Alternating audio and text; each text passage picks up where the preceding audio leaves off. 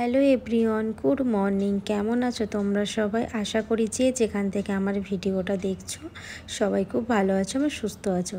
তোমাদের আশীর্বাদে আমরাও বেশ ভালো আছি। শিউলি লাইফস্টাইল ব্লগে ওয়েলকাম আমার আরও একটা নতুন ভিডিওতে। আশা করি আজকের ভিডিওটা তোমাদের অনেক ভালো লাগবে, আর ভালো লাগলে অবশ্যই বলবো একটা লাইক দিয়ে প্রথম থেকে শেষ পর্যন্ত থাকার অনুরোধ রইল। তো আজ হচ্ছে বৃহস্পতিবারের সকাল, এখন বাজে ঘড়ির কাঁটা ওই 9টা, আর এখন তোমাদের সাথে নিয়ে ভিডিওটা শুরু করছি। আশা করি আজকের ভিডিওটা একটু হলেও তোমাদের ভালো লাগবে। আজ বৃহস্পতিবারের সকাল, এখন ঘড়ির কাঁটা বাজে 9টা, আর এখন তোমাদের সাথে নিয়ে শুরু হলো আমার দিনটা। তো বৃহস্পতিবার মানে জানো লক্ষ্মীবার, তো ভালো দিন আমাদের প্রত্যেকটা গৃহিণীর কাছে। তাই সকাল সকাল স্নান করে একদম ঠাকুর ঘরে চলে এসেছি, আর সমস্ত ঠাকুরের বাসন মাজা, সিংহাসন পরিষ্কার করা সব কিছু কিন্তু আমার হয়ে গেছে। আর দেখো এখন আমি গোপুসোনাকেও স্নান করিয়ে দিলাম, দিয়ে এইদিকে কিন্তু আমি এক এক করে সমস্ত ঠাকুরকে ভালো করে পরিষ্কার করে আমার ভোলানাথকেও ভালো করে স্নান করিয়ে তারপরে পুজোর জোগাড় শুরু করে দেব। তো এইদিকে আমার ভোলানাথে দেখতেই পাচ্ছ স্নান হয়ে গেছে, আর এখন কিন্তু আমি এই যে যা যা ফুল নিয়ে এসেছিলো সমস্ত কিছু ফুলগুলো দেখো বার করে নিচ্ছি। আর হাজব্যান্ড ফুলের মালা নিয়েছে, সেইগুলো সমস্ত ঠাকুরকে পরিয়ে দেব, আর দিয়ে লক্ষ্মীর ঘরটাও সাজিয়ে নেব।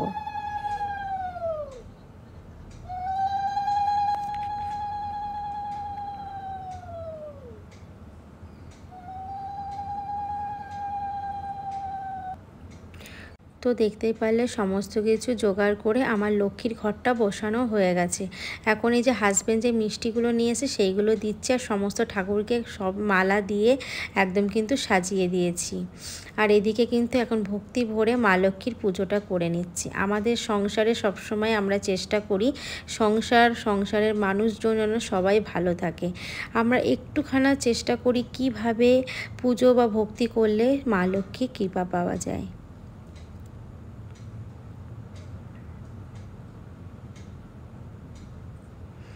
তো আমার পুজো ফাইনালি কমপ্লিট, আর এখানে কিন্তু অনেকটাই সময় লাগে, যেহেতু সবটাই তোমাদের সামনে তুলে ধরা সম্ভব হয় না। আর তোমরা জানিও যে আমার গোপু সোনাকে বা সমস্ত ঠাকুরকে মালা পরিয়ে কেমন লাগছে।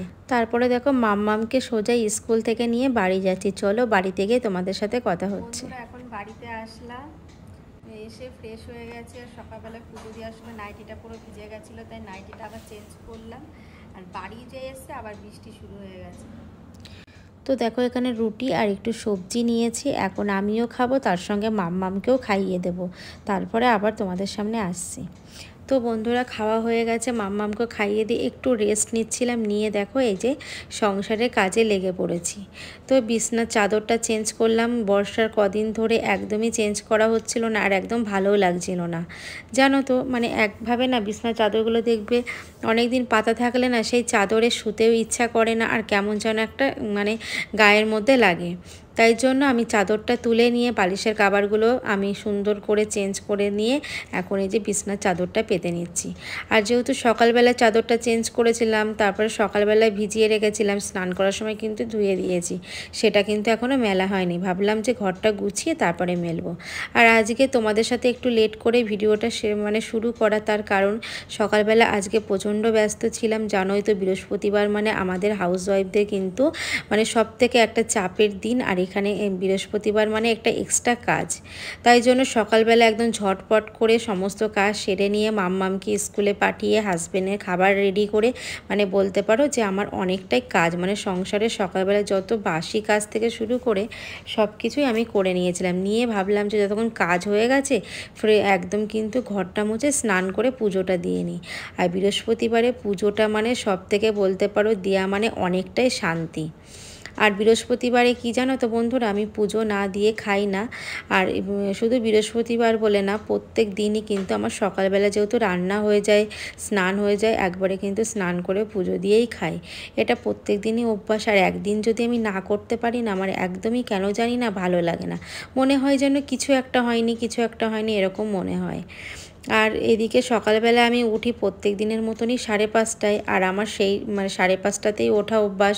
আর মাম্মামে যেহেতু এখনও এক্সাম শেষ হয়নি, এখনও এক্সাম চলছে, তাই জন্য আমি কিন্তু সকালবেলাটা অনেকটাই আজকে ব্যস্ত ছিলাম। তার মধ্যে বাইরে পড়ছে প্রচণ্ড ঝড় বৃষ্টির মতো অবস্থা, মানে বাড়িতে ঢুকেছি আর বৃষ্টি শুরু হয়ে গেছে। এত জোরে বৃষ্টি হচ্ছে, এখানে যত জামা কাপড় ছিল দেখো সব কিছু আমি এখন তুলে নিচ্ছি, নিয়ে তারপরে কিন্তু এখানে ভেজা জামা কাপড়গুলো মেলে দেবো, মানে যেগুলো কেচেছিলাম স্নান করার সময়। আর ঘরের মধ্যে দেখতে পারলে ঘরটা সুন্দরভাবে গুছিয়ে নিলাম, জামা কাপড়গুলো ভাঁজ করে নিলাম। আর ঘরটার মধ্যে না গোছানো থাকলে আমার তো একদমই ভালো লাগে না। আমি যতই সারাদিন পরিশ্রম করি না কেন, আমার কিন্তু আগে আমার ঘরটা পরিষ্কার চাইই যায়, আমার সে যতই কষ্ট হোক। আর আজকে সকালবেলায় না হাজব্যান্ডকে ওই বাটা মাছ ভাজা, ডাল, আলু সিদ্ধ এইগুলোই দিয়েছিলাম। আজকে বেশি একটা রান্না করিনি, কারণ কদিন ধরে একটু রিক্স খাবার খাওয়া হয়ে যাচ্ছে, মানে মশলা জাতীয় খাবার খাওয়া হয়ে যাচ্ছে। তাই জন্য আজকে চেষ্টা করেছি একদম ডাল আলু সিদ্ধের উপরেই চেষ্টা করেছি। আর প্রত্যেক দিন না তেল মশলা খাওয়ার পর না মানে একদমই ভালো লাগে না। ওই জন্য আমি চেষ্টা করি একদিন যদি মশলা খাওয়ার পরের দিন সিদ্ধ ভাত খাওয়ার অবশ্যই চেষ্টা করি, যাতে শরীরটা ভালো থাকে। শরীর ভালো থাকলে তো সব কিছুই, তাই না? আর দেখতেই পাচ্ছ কিভাবে ঝলমল করে বৃষ্টিটা শুরু হয়ে গেছে। আর এইদিকে চলে আসলাম রান্নাঘরে, যেহেতু সকালবেলা গরম গরম করে হাজব্যান্ডকে খাবার রান্না করে দিয়েছিলাম, তাই আলু সিদ্ধ ভাত তো গরম গরম ছাড়া ভালো লাগে না, তাই আমাদের জন্য আর করিনি। তাই ভাবলাম যে দুপুরবেলা যখন মাম্মামকে স্কুল থেকে নিয়ে এসে ঘরের কাজগুলো শেষ করে গরম গরম রান্না করব, আর আমার মাম্মামে দুজনারই হয়ে যাবে। তাই দেখো রান্নাঘরে এসেছি, যত বাসন ছিল সব কিছু এখন গুছিয়ে নিচ্ছি। সারাটা দিন বলতে পারো এই যে আমার চলে, সকাল 5:30 থেকে আর সেই রাত 12টা পর্যন্ত একটানা সংসারে কাজ চলে, কিছুতেই যেন কাজগুলো শেষই হতে চায় না। আর একার উপর সংসারের সমস্ত দায়িত্ব বন্ধুরা, সেই হাজব্যান্ড সকালে চলে যায়, রাতে আসে, সংসারের যাবতীয় মানে বাচ্চা সামলানো থেকে শুরু করে একা একা সব কিছুই কিন্তু এইভাবেই আমাকে সামলাতে হয়। কারণ কোনো কিছু বাইরে দৌড়িয়ে মানে কোনো দরকার থাকলে আমাকেই কিন্তু ছুটতে হয়, যেহেতু হাজব্যান্ড বাড়িতে থাকে না, মানে একার উপর সংসারের সমস্ত দায়িত্ব। তো অনেক হাজব্যান্ডরা তো বাইরে মানে কোনো কাজের সূত্রে থাকে, তাদের অবস্থা আর আমার অবস্থা পুরো এক। আমার যেমন হাজব্যান্ড বাড়িতে থাকলেও কিন্তু আমার অবস্থাটা কিন্তু তাদের মতনই, কারণ আমার হাজব্যান্ড সেই সকালে যায় আর রাতে ঢোকে। কোনো দিন 7টা-8টা বাজে, আবার কোনো দিন 12টা, 1টা, 2টোও বেজে যায়। তাই ভাবো যে একটা বাচ্চাকে নিয়ে কীভাবে সমস্ত কাজ আমাকে সামলাতে হয়। তো এদিকে চালটা ধুয়ে এদিকে আলুটা কেটে নিয়েছি। আজকে দুপুরবেলা আমার আর মাম্মামের একদম হেলদি বলতে পারো স্বাস্থ্যকর খাবার, ডাল সিদ্ধ, আলু সিদ্ধ, ডিম সিদ্ধ। তোমরাই বলো না এরকম খাবার থাকলে আর কি চাই? এরকম খাবার থাকলে মাছ মাংসকেও কিন্তু হার মানিয়ে দেয়।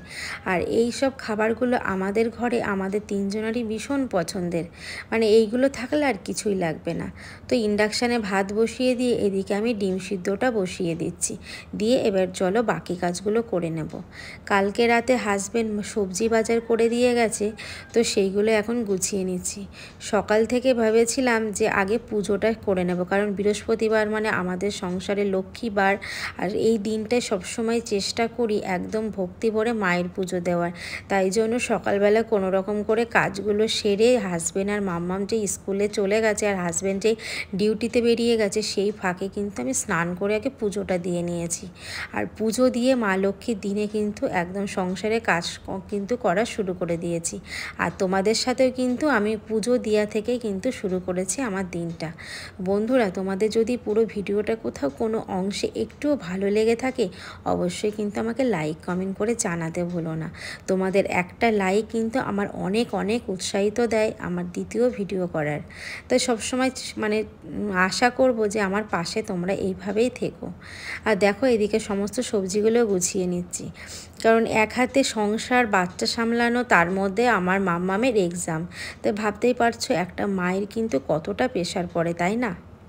আর লক্ষ্মীবারের দিন সবসময় চেষ্টা করি একদম ঘর দোর পরিষ্কার পরিচ্ছন্নভাবে গুছিয়ে রাখার, কারণ যেখানেই পরিষ্কার পরিচ্ছন্ন সেখানেই কিন্তু মা লক্ষ্মীর বাস থাকে, এবং আমাদের কিন্তু কাজের মধ্যেও মা লক্ষ্মী বিরাজ করে। একটা সংসারের পেছনেই কিন্তু মা লক্ষ্মীর আশীর্বাদ বা মা লক্ষ্মীর কৃপা না থাকলে কিন্তু কখনোই সম্ভব হয় না।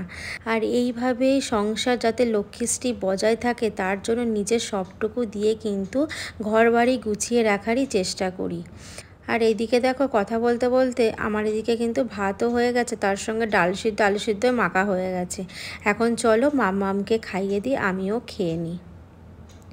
তো বন্ধুরা খাওয়া দাওয়া হয়ে গেছে, খাওয়া দাওয়া হয়ে যাওয়ার পর মাম্মামকে একদম হাত মুখ ধুয়ে ওকে খাটে দিয়ে দিলাম। ও এদিকে ঘুমাবে আর আমি এদিকে চলে আসলাম বাসন ধুতে। আর কারণ মাম্মামকে যদি তাড়াতাড়ি না ঘুম পাড়িয়ে দিই তাহলে কিন্তু ওর বিকালে পড়াতেও অসুবিধা, কারণ আন্টি চলে আসে, তাই জন্য চেষ্টা করি টাইমের মধ্যে মাম্মামকে খাইয়ে ওকে ঘুমটা পাড়িয়ে দিতে। কারণ সকালবেলা সেই সকালে উঠে মর্নিং স্কুল যায়, ওদের চোখেও তো ঘুম থাকে, ওদেরও তো একটু রেস্টের দরকার। তাই জন্য কিন্তু আমি সবসময় একটা মা হয়ে একটা বাচ্চা কিভাবে ভালো থাকবে সেই চেষ্টাটাই করি। তো এইদিকে দেখো আমার বাসনগুলোই মাজা হয়ে গেছে। এখন আমি টেবিলটা পরিষ্কার করে পুরো রান্নাঘরটা আবার ক্লিন করে নেব। মানে আমি যতবার রান্নাঘরে কাজ করি না কেন ততবারই কিন্তু আমি রান্নাঘরটা ক্লিন করে রাখি। আমার সবসময় মানে ভালো লাগে যে পরিষ্কার পরিচ্ছন্ন রাখার। তো যাই হোক বন্ধুরা, এখন আমি ফ্রেশ হব, হয়ে তারপরে কিন্তু আমি একটু রেস্ট নেব। তাহলে ভিডিওটা এখানেই শেষ করছি, আবার দেখা হচ্ছে নেক্সট কোনো ব্লগে। ততক্ষণ তোমরা সবাই ভালো থেকো, সুস্থ থেকো, আর ভিডিওটি ভালো লাগলে অবশ্যই একটা লাইক কমেন্ট করো। টাটা।